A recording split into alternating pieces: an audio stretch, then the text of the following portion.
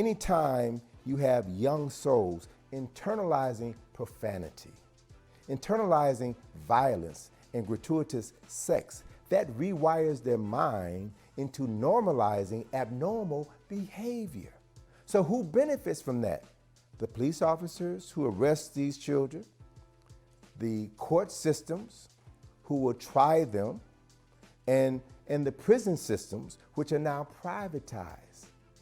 So what we're dealing with is a new form of slavery with the same old slave catchers holding black people under their thumb with their knees on our necks.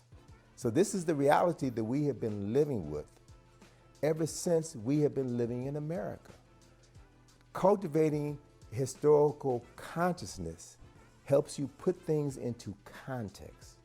And once you understand the cyclical nature of the violence that we have been subjected to, then that gives any intelligent person the opportunity to begin to find a way to circumvent the violence. And so what I trust will be the outcome of this extended period of police violence against black bodies, what I trust will be an outcome is for us to begin to look at what we can do to change our minds, to change our speech, to change our behavior, to change our action so that we can change everything else and everybody else that we come in contact with.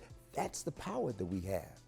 And when we know that we have that power, when we understand how to use it, and when we use it effectively, it changes everything around us.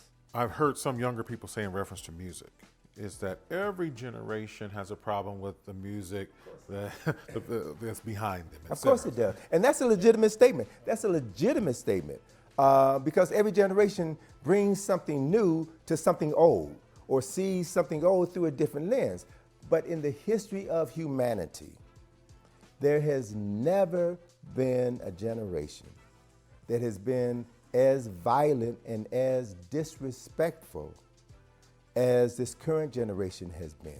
This is aberrant behavior.